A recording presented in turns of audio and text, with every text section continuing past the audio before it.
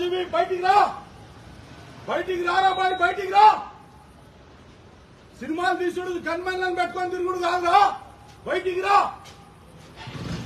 ప్రజలకు ఉపయోగపడే సినిమాలు బయటికి రారా, తమ్ముంటే రారా. చంద్రబాబు నాయుడు గారి మీద ట్వీట్లు వేస్తావుగా, బయటికి రారా. ఆ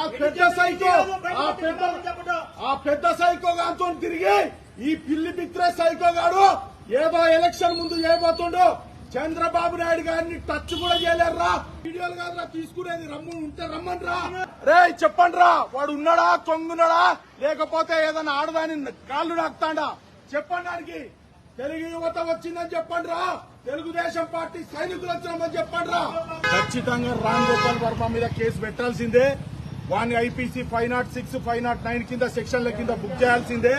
వాడు వ్యూహం సినిమా మా నాయకుడిని కించపరిచినట్టు, లోకేష్ గారిని కించపరిచినట్టు, పవన్ కళ్యాణ్ గారిని కించపరిచినట్టు మేము ఆల్రెడీ హైకోర్టులో వేసినాక కూడా మరి నిన్న రాత్రి వాడు తప్పదాగి ఏ ఆడదాని కాళ్ళు నాకుతుండో, వాడు మరి కట్రాయల పక్క ఫోటోలు దిగుతుండో, 420 బోకు నా కొడుకు, సైకో నా కొడుకు వాడు ఇలా బర్రెలకు మా చంద్రబాబు నాయుడు గారిని లేకపోతే లోకేష్ గారిని పవన్ కళ్యాణ్ గారిని ఫోటో పెట్టిండు. వాడికి చెప్తున్నాము, ఈ రాష్ట్ర ప్రభుత్వం కూడా యాక్షన్ తీసుకోవాలి. ఇటువంటి సినిమాలు తీయకూడదు. సినిమాలు మనోభావాలు దెబ్బతిన్నాయి, కోట్ల ప్రజల మనోభావాలు దెబ్బతిన్నాయి. వీడిక్కడ ఇంటనే దాక్కొని రావట్లేదు, వీడి ఇంటి ముంగట్టే వచ్చినాం మేము. వీడు ఖచ్చితంగా శిక్ష పడాలి. పోలీసు వాళ్ళు కూడా కేసులు పెట్టాలి.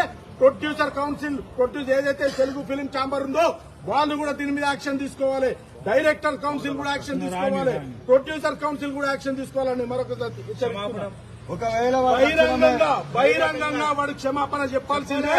వాడు ఖచ్చితంగా ట్వీట్ డిలీట్ చేయాల్సిందే, క్షమాపణ చెప్పాల్సిందే. లేకపోతే ఇది ఆరంభం మాత్రమే.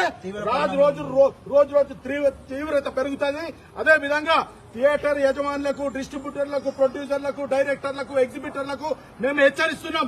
వీరి సినిమా గిట్ట మీరు వేసిందనుకో, థియేటర్లో మన గడబడి జరిగిందనుకో, అది మీరే బాధ్యత వహించాలని మరొకసారి తెలియజేస్తున్నా. రామ్ గోపాల్ వర్మ, రామ్ గోపాల్ వర్మ, రామ్ గోపాల్ వర్మ.